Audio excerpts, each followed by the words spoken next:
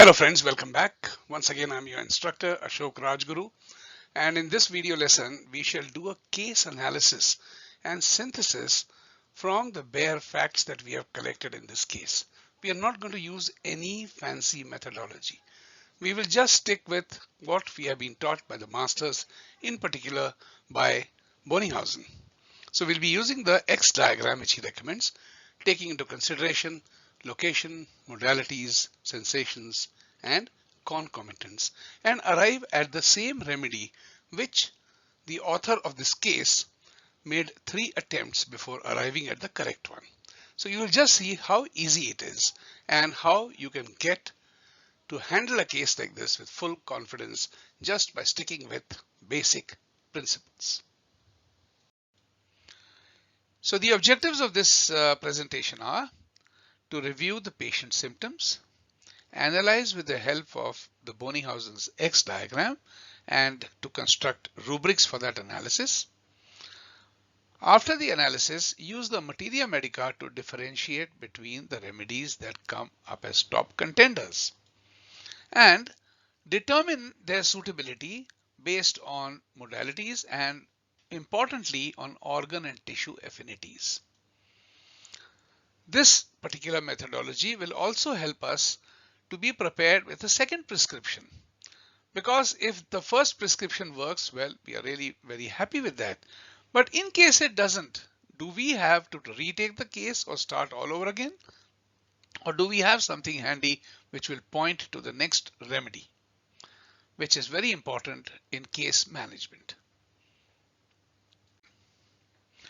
I will not read through these a second time. All of you have gone through the write-up and we have discussed the patient's symptoms in the earlier video. So now we make the Bonninghausen's X diagram, which can look something like this.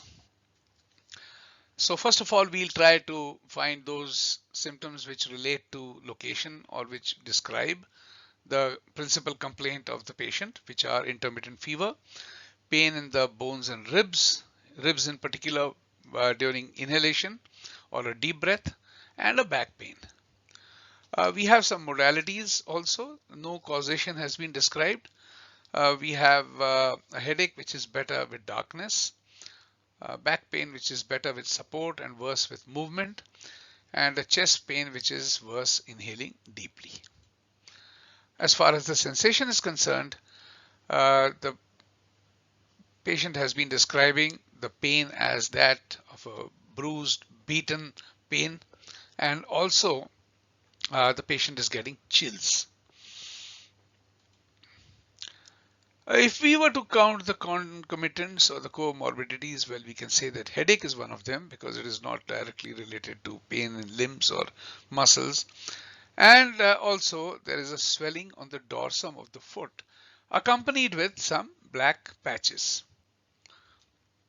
So we'll just construct the rubrics. There is one which is intermittent ague, which is intermittent fever. That's a 19th century term and taken from the Kner's repertory of Herring's guiding symptoms. Then we take the second one, which is supporting a part ameliorates, the back in particular. The pain has been very graphically described as being a pain of as if the person has been beaten. So I have taken the rubric pain, blow as after. There is pain which is aggravated in the chest by breathing deeply. The pain is increased due to chill, and there is swelling on the dorsum of the foot. So I have taken this particular rubric of swelling edematous feet. So let us see how it shows up in the analysis. I have once again used the complete repertory, which is an integral part of HomeoQuest. And these are the results that we get. So there are 7 rubrics with eupatorium leading with 25 points and sharing that space with pulsatilla, followed by bryonia, lycopodium, and the rest of the remedies like CPR, sulfur, arsenicum. Now, if you see this particular chart, you will notice that This is what we can describe as a fairly flat repertorization, a flat analysis, because there are the first 10 remedies, all of them uh, cover all the 7 rubrics. So in other words, we have not been able to get anything very specific out of these rubrics, except for the fact that eupatorium is one of the leaders. But once again, as we know, the grades of the symptoms are not a very reliable guide to the choice of a remedy. It is not a mathematical entity, so please don't take it as an accounting tool. So eupatorium, although it appears at the head of the table with 25 points, it is number one because pulsatilla, which also has 25 points, is alphabetically coming after eupatorium. So we need to do something more, which means we need to study or analyze these remedies with the help of our materia medica. So let's take each one of them one by one. So let's take these. Eupatorium, I'm using Lupus guide red line symptoms book, which is a very useful reference. Very good keynote, and it is from the time of Bonninghausen, and he was a contemporary of Dr. Samuel Hahnemann himself, and in close correspondence with him. So it's a very reliable source, especially for the older remedies which were known during Hahnemann's time. So it says in capitals, aching pains as if in the bones. That's very important. It describes the sensation quite accurately. Bones, bone pains affecting the back, head, chest, and limbs. A bruised feeling as if broken. Intermittent feeling, a fever. The chill commences about 7 or 9 in the morning, and it's in the back all over the body. Now, you see, if the case had not been overwhelmed by the supposition that it has to be solved only by the sensation method, perhaps the person taking the case could have tried to get more in terms of time modalities, more in terms of physical modalities, which are seriously lacking in this particular case. And they would have helped us in constructing a rubric with that and pinpointing the remedy more accurately.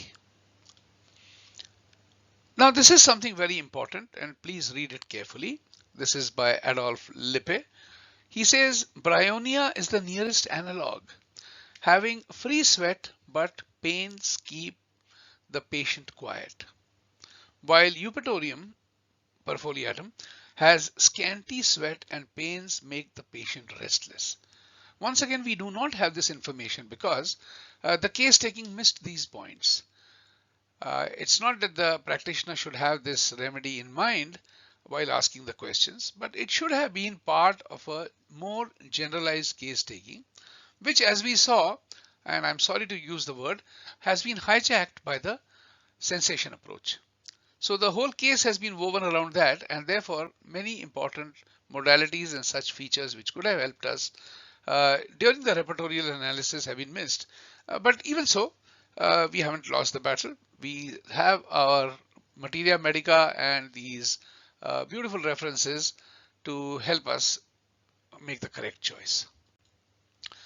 The next remedy to consider with the same score as eupatorium perfoliatum is pulsatilla, but as you'll see, pulsatilla has got changing and shifting symptoms which are not reported. All of us know the nature of pulsatilla symptoms. They rise to a certain pitch and then they suddenly cease, which is again not the case in this particular case. Also, they affect the mucous membrane. This particular patient and the pains described by the patient are more in the nature of the serous membrane and not the mucous membrane. You see, having pain in the ribs when you deep breathe is probably a better indication of an infection or some problem with the pleura in the lungs. The same thing applies to the pain in the other joints that have been mentioned. So better cold and fresh air, but this patient has reported chills. And the principal seat of action is the tongue, the stomach, bowels, and the female and genitourinary system organs. Now remember, this case relates to a female who is 40 years old. And if it were a male, obviously we would not have expected any female symptoms. But here they are very important and the patient has reported none. So pulsatilla on that score goes down in our hierarchy. Now let us look at bryonia, which has been described as the analog by Lippe. Here's a summary from different sources, principally Patak, Lippe and Borike. It says that bryonia is effective in rheumatic pains in the limbs with tension, aggravated by motion and contact. Well, pretty close. Bryonia develops a marked action on all serous membranes and the viscera that they contain. So continuing with that, we find that the person is worse motion, least motion in fact, raising up, stooping, coughing, exertion, and deep breathing. So that also comes quite close to our particular case. And bryonia also has photophobia. So although the patient is not reporting photophobia or a fear of light, but it is, the person is aggravated, the headaches are aggravated by light. So as you can see, this comes pretty close to our case. And let's take yet another remedy, lycopodium, which is figuring quite high in the score. Lycopodium, as all of us know, is a very big polycrest. However, even so, it has got a particular affinity for the digestive tract, for the portal system, for the throat, chest, brain and lungs, urinary organs, and the right side. So once again, this does not figure very high. It is worse warmth, whereas our patient is much better warmth. It's a very chilly patient. So now we can zero in on Eupatorium perfoliatum because as we saw, pulsatilla does not fit the overall picture, nor does lycopodium. And bryonia comes very close to that. And bryonia is a very close analog of Eupatorium perfoliatum.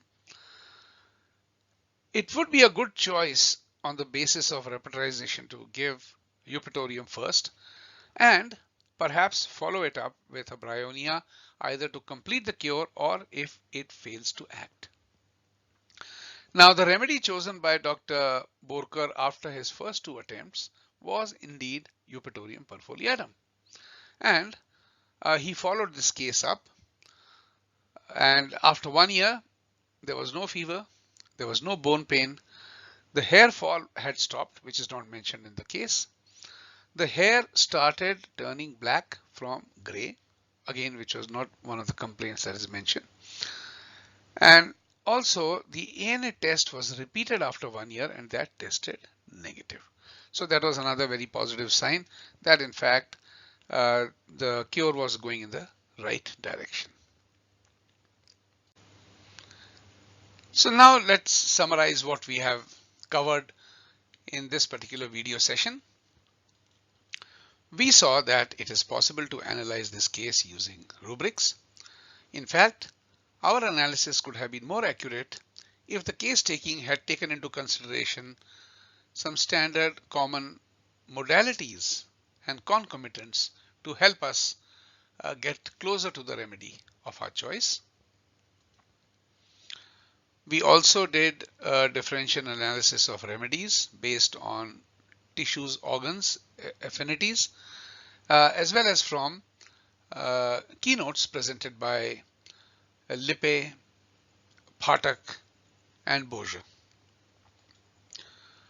The advantage of this particular approach is that instead of restricting ourselves to a single remedy, which is forced out of the sensation method because of its approach on miasms and kingdoms and like, we have a second prescription ready with us, either to complete the cure or to be used in the event the first remedy does not work. In this particular case, it was bryonia. So we are in a much better position in managing our case than we would be without this. Also, we saw that this case turned out very well, even after using the sensation method, because Eupatorium perfoliatum addressed the specificity of seat, tissue, and organ in this particular case, which was missed with the first two prescription of asafoetida and Sambul. So I hope that has helped you to understand this case. Thank you very much for your attention, and bye bye. See you in a later case later. Bye bye.